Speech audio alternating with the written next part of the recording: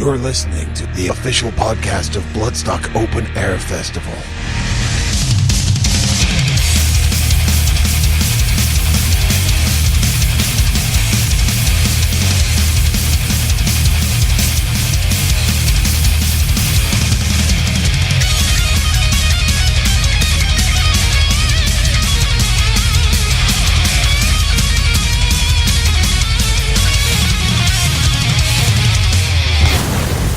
Bloodstock Radio.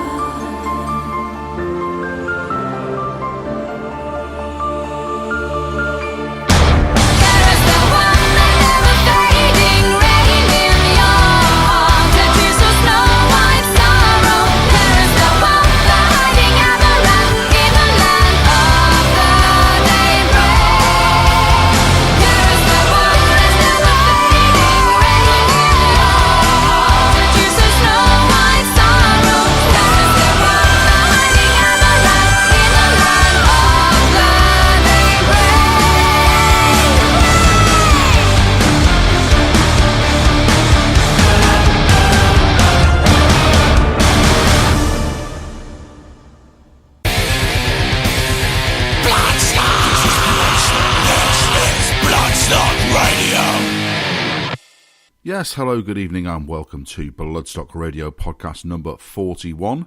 My name is Squatter and that was our Sunday night headliners Nightwish with a song called Amaranth to open us up there.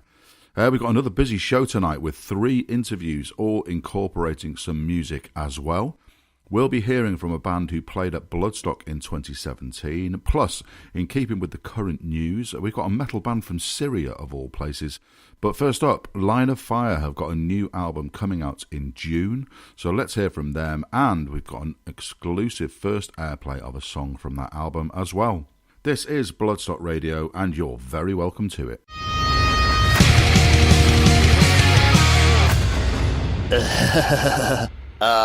And now on Bloodstock Radio.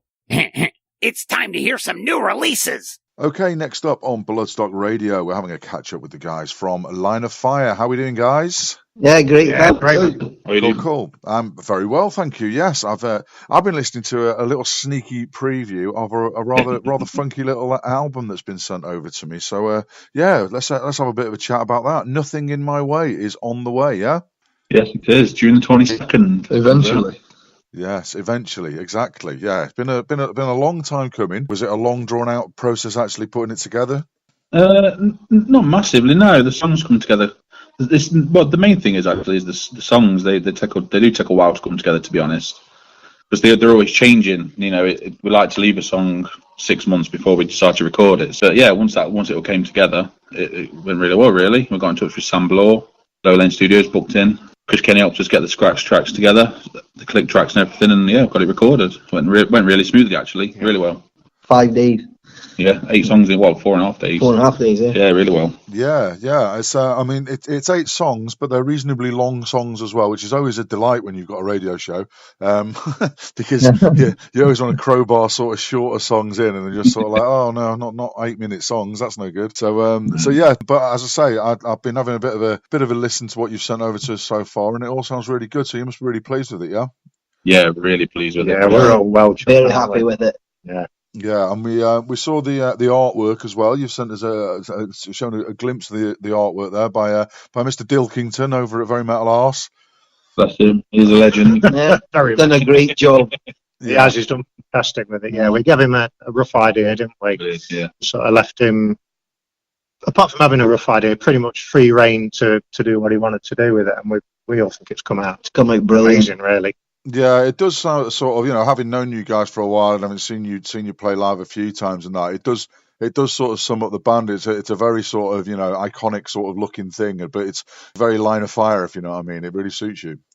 Yeah. Oh, cheers, mate. Thank you. Yeah, that's what we were going for, really, wasn't it? Something that sums us up, really. He did the artwork for the Purple Sky EP that we brought out. That was just kind of a quick little recording to let people know we're still here, and he put obviously the biker on the bike, and it kind of stuck, and a lot of people said they really liked it, so it was something we kind of wanted to stay with, the whole, the bike, and, there's a few little Easter eggs in there with the bits and bobs, like the number plate and things like that, so. And the mirror. But yeah, the mirror. He did a really good job, really. And a Purple Sky. Yeah. And a number plate with 119 on it. yeah, he's good like that. I'd say he tends to do the old Photoshop sort of things, and he famously makes my head massive on pictures. And, speaking of mirrors, when he did the one with Anthrax, he actually did the reflection of my head in the mirror. His attention to detail. Brilliant. Yeah, it's good. I do look forward to when I watch my photo. Paddy's also been the victim of them with his little lawnmower as well. Oh, yeah. Oh, that one's hilarious, isn't it? Yeah. Speaking of Paddy, I think Line of Fire fans must have been relieved, really, because I did hear that rumour last year that he was giving up music to continue his excellent and much acclaimed photography work, yeah? Yeah, I'm managing to do both at the minute. It's best of both worlds, really. Yeah, life must be a blur for you at the moment, mate. Literally, yeah. The art of blurtography. We love it. The funny thing, I'm playing PlayStation at home, and I've realised there's this photo thing on there, and I take a photo, I get a trophy. Even that came out blurred on my PlayStation. Oh my God. Jeez, it's just got to be one of those iconic things that's just associated with you now, mate. You've got no choice of it. As part of the album, you're also doing a pledge campaign as well, I believe, yeah? Yes, yeah, we've been looking at that, trying to do something a little bit different with that, haven't we, guys? Yeah, we are. Sorry, we're doing pledging for it, and we're excited to see how it carries out, really. We're going to run it for a month. So what sort of things are we going to be looking for? Because I think there's a lot of controversy about pledge campaigns. Some people see it as like, bands begging for things and things like that. But I think if you can get a well-crafted pledge campaign, as a lot of bands have sort of seen over the last few years and that lot, then I think you can really offer something, because at its very least it's just pre-ordering, isn't it? But if you can get some sort of special things involved with it as well, then it's almost sort of a two-way thing where it's a bit of payback for the fans as well, isn't it? This was the thing. I mean, when it was my idea really, and we've already paid for the recording, and we're paying for the CD duplication and everything. We just kind of want to do it as more of a pre-order thing really, but we just wanted to make it fun, So like we've put some bits and bobs in, like I've put my hi-hats in there that I used on the recording of the album. Paddy's put in his slide up that he used to record the album with, and he's used live. Obviously, we're going to do the usual things like the handwritten lyric sheets. We took some disposable cameras into the studio with us. We've got some quite funny photos on them. Drum skins that I used to record, giving them all. Just little things, memorable things really, And obviously there's the T-shirts and the CDs. We're also doing like a limited run of pledge T-shirts. So we're going to get 10 T-shirts, maybe with 10 names on the back for people who want to pledge for it. Just something personal that means something to people, because it's what we think it's all about. We want to make it special but fun at the same time. Yeah, that sounds good. Well, I think John Matthews will be saving up, of course. Because, He already messaged me the day before the pledge started and said to me, "What time does it start? What time does it start?" I says, "Oh, it's going to start about 8 p.m. So that's all right. And it gives him a chance to get in from work. Yeah, I think every pledge campaign should probably have a John Matthews section, to be honest, because I think he pledges on most of them. He does, bless him. He's one of the hardcore supporters of Unsigned Music. He's a good lad. He is, absolutely. And I believe you're doing a launch gig for the album as well. Where's that happening, and where's that going to be?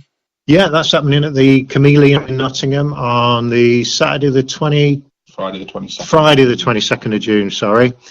We've got our good mates Obey and Master Charger playing with us as well, so it's a cracking bill. So get there early and stay till the end and have a few beers with us. Yeah, that sounds good.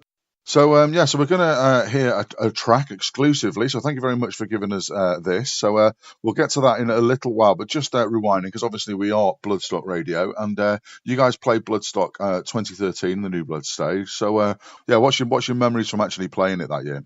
The memories from playing it that year were all good, really, because we all go to Bloodstock pretty much every year if we can get the time off. So it was really special to be able to play it. And I can just remember the guys that helped us out on the stage were fantastic. It was Fozzy and his crew on it, and they were really professional, really looked after us. Just good memories, really. It just went so fast, didn't it? Just a pleasure to play. It's just a great festival all around, really, because there's no other festival out there that supports unsigned bands like Bloodstock, and that gives bands the opportunity, because there's so many bands out there that are as good, if not better, than the signed bands that are playing on the main stage. So I think it's great. It's a family as well. It's nice when everyone gets together and you see everybody. It is the family thing I like, and it back in my day being at Rock City, when you knew everybody in Rock City and you'd have a wander for 2 minutes, talk to somebody else. I think Bloodstock is the open air version of that for me, because you literally walk for a minute and you see somebody else. It is that family sort of friendly that you don't get anywhere else. Okay, cool. Well, as you know, we do have a reputation of inviting bands back as well and going up the stages as well. So maybe you get the album out, see how it goes, and maybe Mr. Hall might be looking in your direction. So you never know. We will have that would be lovely. Yeah, definitely. Excellent, cool. Well, let's have a listen to this track then. One of you can introduce for us. It's called "Gonna Get You." I think I chose this one because it's the opening track on the album, and it's just got. I just really like the opening to it. It's got a real kick, and it just really tells you what's going to come. So let's have a listen to that then, and one of you can introduce it for us. And cheers for chatting to us, guys. I hope it goes really well. Yeah, thank you very much. Thank you, mate. Cheers. And thanks to our listeners out there in Bloodstock land. This is the opening track off the Nothing in My Way album by Line of Fire, and this one's called Gonna Get Ya.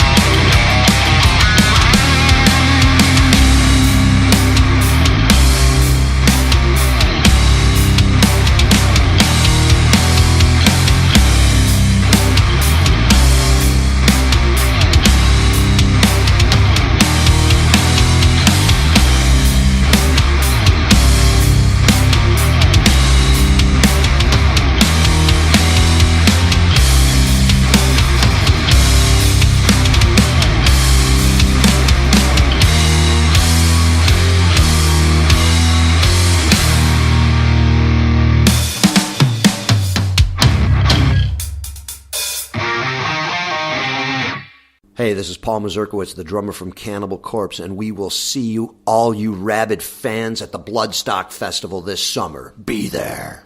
Okay, so that was Line of Fire with Gonna Get You, and if you want to get involved with that pledge campaign, the web address for that is www.pledgemusic.com/projects/Line of Fire UK, or you can just find them on Facebook using Line of Fire UK. Okay, rattling along. Next up, we have a very topical piece. As you may recall, Dr. Lina Khatib, featuring on the podcast a few weeks ago. She is the head of a think tank that focuses on Middle East politics and is an expert on Syria. But more importantly for us, she's also known as Lina Metalina and is our roving reporter. She's currently heading to Sweden to chair the Wacken Metal Battle Sweden this weekend, but a little while ago she sent in an interview with a band called Maysalun from Syria, so let's have a listen to that.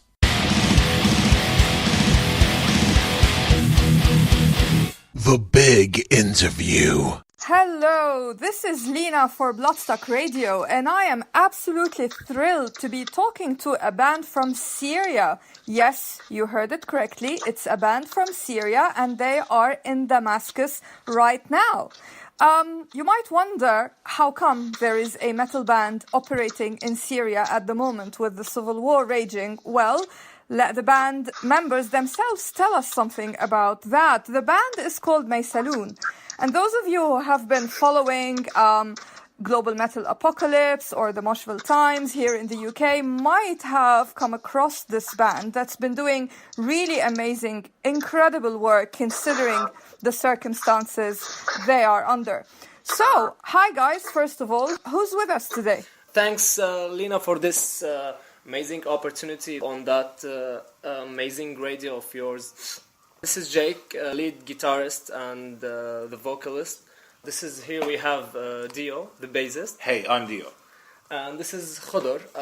He's from Haunted Cellar band, but he's now the live member of Maysalun, the live guitarist. So really thanks for this opportunity. Well, it's a great pleasure to be talking to all of you. It's not often that people in the UK get to hear from a band in Damascus. So I'm sure everybody's wondering, how can you do this? How are you able to even have a band in Damascus? Tell me about how you formed the band, when you formed the band, and how things are going for you now. Okay, let's start with, it was just a project, you know. After playing a live event in Damascus called Brutal Throne 1, we were just only me and Dio, the bassist, you know. We played, we covered like for bands like Dissection, Obituary, Death, Slayer, and you know, those bands. The bands we like, we love, and it was really dangerous to play in Damascus because it was forbidden, you know, before the war started to play such an extreme music.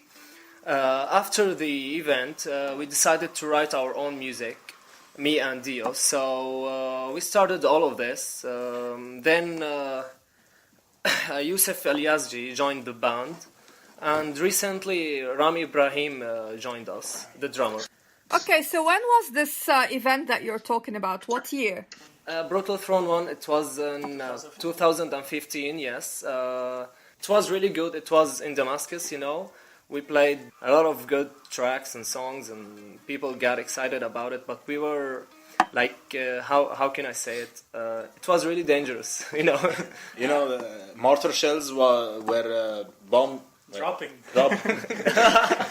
Mortar shells were dropping at that time, in that specific day. Yes, and so it was really dangerous. Not much attended the live, but we enjoyed it. Well, I mean, and you live to tell the tale, but we have to remember you started the band 4 years after the start of the uprising in Syria. So this is quite something. I mean, to have a band start in the middle of war and not, you know, a band that had existed before the war is really impressive. Well, the war has consumed us at all levels, you know, economy, and we don't have that equipment yet that will help us to be better, you know. before the war started, it was forbidden to even just walk in out streets and wearing metal shirts. Yes, it was really, really dangerous. But after the war started, I think they got distracted. I think the government stopped caring about metal heads and people who listen to that type of music. So I think we were not lucky, but and we had. We found our opportunity to play freely, somewhat freely. Yes. Yeah. So before the war, metal was basically practically banned, it seems, or at least frowned upon in Syria. And now after the war, the danger is actually a physical danger. So you can get away with metal, but you might die, basically. Yeah. They told you bombs are still dropping to this day, but before, as Dio mentioned earlier, bombs were dropping during the day of the concert. Every concert we did, remember? Yes, every concert we did, it was really... It was raining. It was raining blood. So it's really... it's hilarious. Yeah, I mean, the spirit of survival is very impressive. It really shines in this conversation, and those who follow you on social media can also sense it quite clearly. And also in your music, I mean, you composed a song called War Sphere. Was this song inspired by your experiences in Damascus? Yes, sure. Because war affects people, I don't know how to explain that, but it's pretty. If you can listen to the song, it's pretty awesome. It's like have that wargasms, It's about war. That sphere we're talking about. It's any weapon that can be used in this war. More blood, more gore that we faced, What genre would you say your band is? Because we haven't yet talked about the music. We've been talking so much about war. We play death metal in general, but we like to include many other subgenres and elements like the Oriental type and Oriental instrument, some technical influences. Yes, it's about influences, and we're pretty sure that we're influenced by death. Chuck Schuldiner is one of our greatest idols that we are influenced by. So it's pretty awesome to have influences such as... Yeah, absolutely. And I think we can definitely hear that in War Sphere. And how about we play War Sphere to our audience now and continue the conversation right after.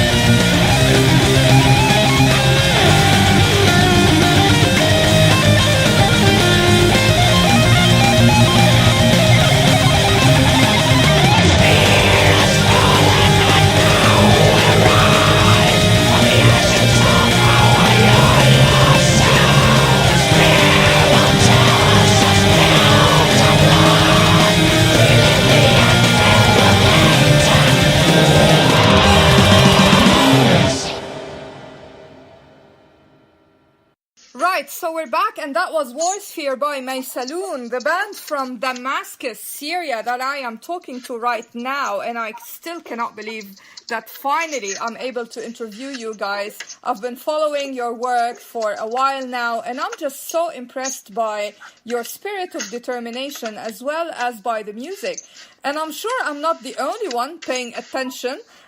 You have had some international success already, even though you haven't yet ever performed outside of Syria. Tell me about some of the international connections that you are starting to have. Well, recently we managed to, win 4 awards. The first one was Band of the Month by Castle Black Radio, which based in US. The second award we got, it was Band of the Year. Also, it was from Castle Black Radio. Global Metal Icon was by Global Metal Apocalypse, and Release of the Year from Syria also by Global Metal Apocalypse. So it was really good year. It's the first year we're basically playing, and we released our stuff. So it's really awesome. So people can listen to your album online because you released it free on the internet for people to download. What's your album called? The Forgotten Dawn. It's actually not a full-length album. Consists of intro, 6 songs, and 1 cover. Okay, brilliant. And for those listening who are wondering how Maysalun is spelled, it's Maysalon. And you also had a collaboration with an international singer from Canada, from the band First Fragment. Yes, Phil Togus, he's the guitarist and the backing vocals guy from First Fragment band. They are a technical death metal band from Canada, and we managed to contact him and do a guest vocals in one of our songs called Misanthropia. Okay, we have that connections with musicians. We're trying to, as our scene is not that well-known scene, so we're trying to get more exposure, As it seems, it's metal industry nowadays had become like, let me think, it's more about business, and we don't have that money, and if you want to get more exposure, you have to get money, you have to, it's hilarious, And as well, you have to travel, which we can't. Yes. We can't travel anywhere, so we can't get that much exposure. And, we tried to contact like many venues in Europe, but as they say that you can travel because you're Syrian and blah blah blah blah war, Yeah, it's really unfortunate. And as you know, this is Bloodstock Radio, and Bloodstock Festival takes place every year. And I know it's going to be quite difficult for you to leave Syria, but let's assume you're able to leave Syria and attend Bloodstock this year. Jake, is there any particular band that you would look forward to watching? I recently checked the Bloodstock Fest poster and saw Gojira is one of the bands that participating. Judas Priest is on the line too. And Emperor, yes. It's awesome to have Emperor on the... Yeah, Camelot, Septic Flesh, and those bands are really awesome. Bloodbath, yes. is one of the main influences we have. Indeed. Well, I sincerely hope that even if you cannot make it to Bloodstock to attend, that maybe one day it'll be even better that you may be able to come and play. It would be so awesome to have a band from Syria at Bloodstock. The festival has never featured a band from Syria, I can tell you that. So guys, I just want to thank you for everything you're doing. You are metal yourselves. I mean, no wonder Global Metal Apocalypse chose you as Global Metal Icon for 2017. Thank you personally for all the inspiration, and I hope you get a lot of new fans in the UK after listening to you guys. We're gonna play Misanthropia, the song that you did with Phil from First Fragment, and thank you so much. This was Lina for Bloodstock Radio with the Syrian band Maysalun.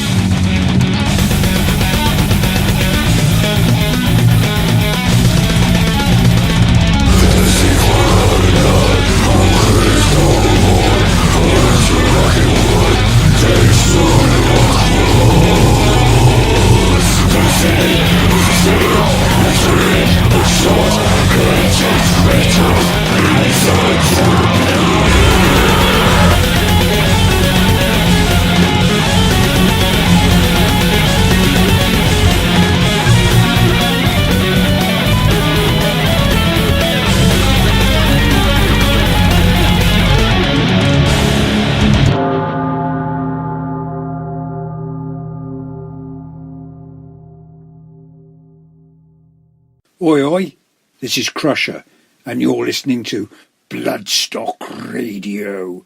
It rocks hard, it rocks heavy, and most of all, it rocks animal. Okay, so that was May Saloon. Thank you to the band for doing that, and to Lena for sending that in. A fascinating insight into what it really means to be an underground metal band there. And some cracking tunes as well. And if you want to check them out more, they are on Facebook. If you just search for maysaloon.band, that's MAYSALOON, you can find them there. Okay, to finish off the show, we've got an interview and another exclusive first play from a band called Reaper, who played the New Blood stage at Bloodstock last year as the Metal to the Masses winners from Merseyside. They've got a new album on the way and a very exciting new project coming up. So we had a catch-up with their front man, Dan, and that's coming up next. And that'll take us through to the end of the show, so we will see you next week. And don't forget that band announcement for Bloodstock 2018 coming this Tuesday. And if you haven't got your tickets yet, please note that one of the directors recently tweeted that we are expecting to sell out again this year, so get your tickets soon. There are links on the podcasts. Okay, let's hear from Dan and Reaper, and we'll see you next week.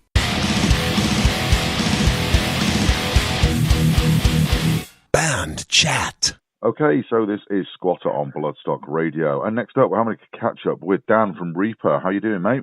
Not too bad, man. Long time no see. Hoping all's well. Yes, all good. Yes, we're plodding along here on Bloodstock Radio podcast. Just about managing to keep my voice at the moment because I've been a little bit ropey, so bear with me. But just wanted to catch up with you guys because obviously you played Bloodstock last year on the New Blood stage as winners of the Merseyside Metal to the Masses, and you've got a few little projects coming up. So I just thought I'd add a bit of a catch up. So first of all, let's rewind us back to Bloodstock. How was that? It was by far the best show I've ever played in my entire life. All the guys and I really put in the time across the field to try and get people down to the show. We were very hands-on for the whole thing, and we played to a tent full of people at a festival we love with incredible bands on the bill. We were ecstatic. That's good, because if I remember rightly, I think I was probably over at Eradicator in the Sophie tent at the time, and I think Winterfilleth were on the main stage, were they? Yes, do it. Yeah. So that's that's if you got a decent crowd in with that sort of competition up on the other stages as well, and that's really good. Oh yeah, I mean, I was saying this to everyone. I was like, I said this like on stage. I'm absolutely amazed at how many people actually turned up to show up for us, because it was the morning after Monomarth had played, which is basically just everyone's going to be hungover, even if you're not drinking, because of Monomarth were on the night before. And then we were on the same time as Winterfilleth in the blazing sunshine in this pitch black tent, and then our boys from Eradicator were playing Sophie. We were like, how did this happen? Yeah. It was like, it really was like, it was a really big moment for us. We were super happy to have us. Simon, thank you. Thank you, man, for having us. Yeah, cool. Well, great. I'm glad it really went well, and we heard that from a lot of the Metal to the Masses bands as well. Obviously that was the whole idea of trying to play everybody on the podcast last year, and we'll be doing the same again this year as well, to try to sort of get people aware of you guys before the festival, rather than sort of wandering past the tent and then just wandering in. We wanted to sort of get you guys out of there so that people quite like the sound of them, and actually marking you on the clash finder before they actually go to the festival. So I'm glad to hear that you got a good crowd out of it. Yeah, it was phenomenal. The crowd actually consisted of a couple of the bands were on the other stage. I heard that apparently Devilment caught a little bit of our set, and Teresa Smith from Metaprism, who was later playing with Gravel, came to catch us as well. So we had quite a prestigious little crowd. Yeah. It was decent. Ah, good, excellent. Well, I'm glad it went well. And did it fulfil all your sort of did you feel like a rock star for the weekend as well? Because they do take care of you as bands, don't they?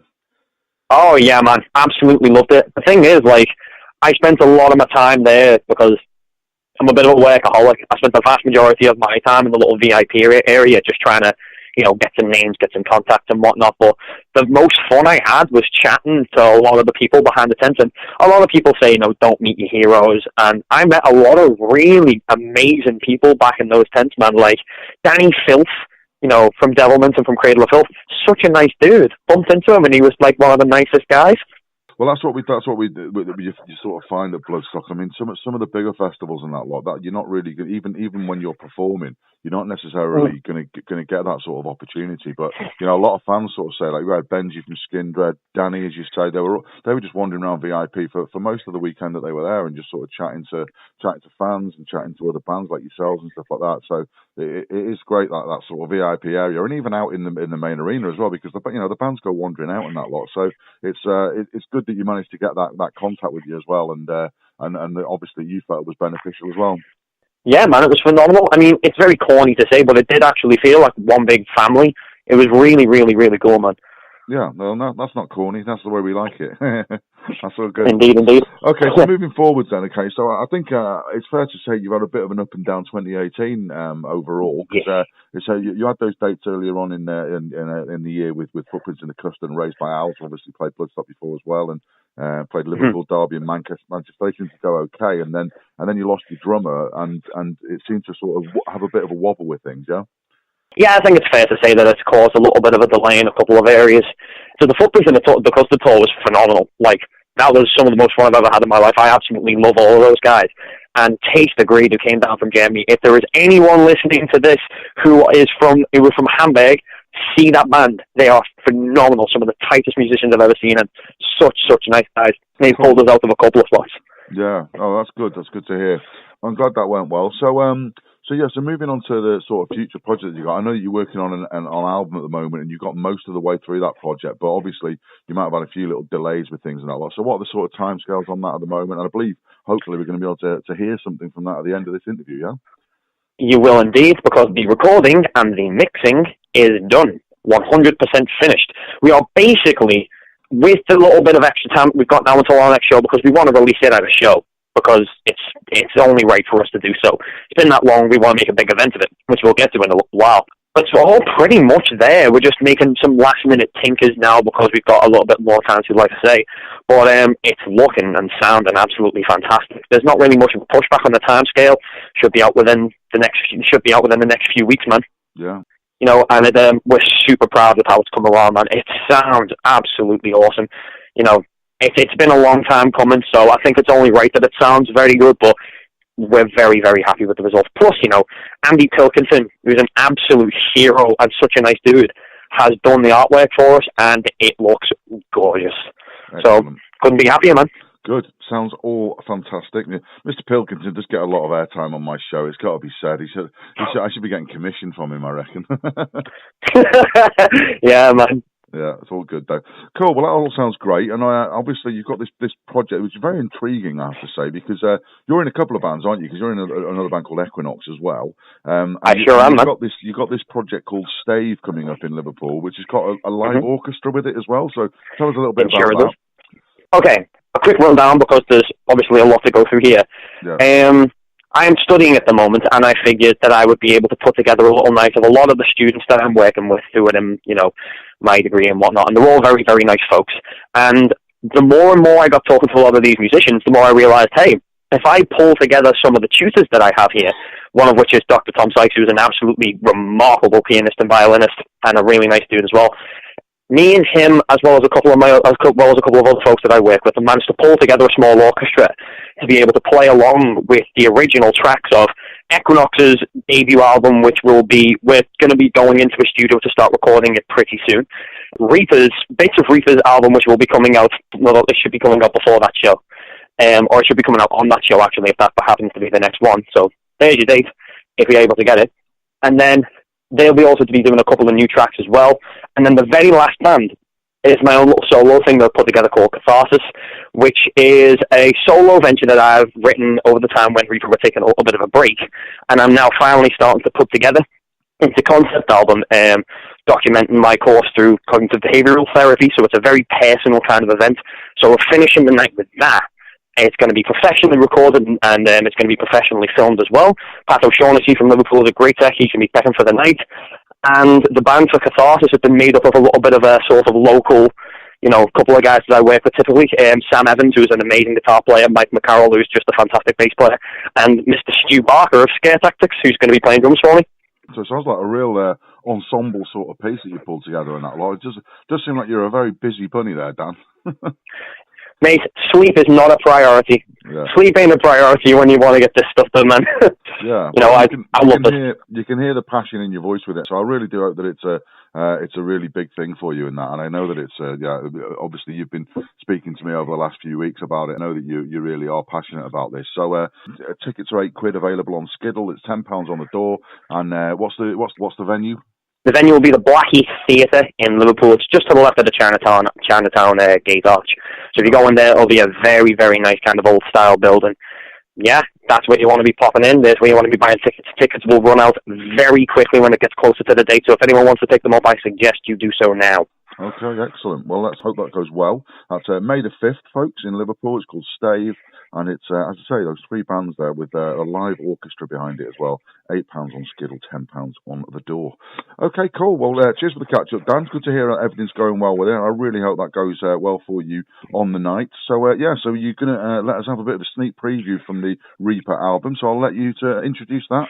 Cheers for talking to us. Thank you very much, man. Thanks for having me. This song is going to be on our debut album, as you have heard. The name will be revealed when we release it because reasons. This song is going to be called Checkmate. Thanks so much for having me, man.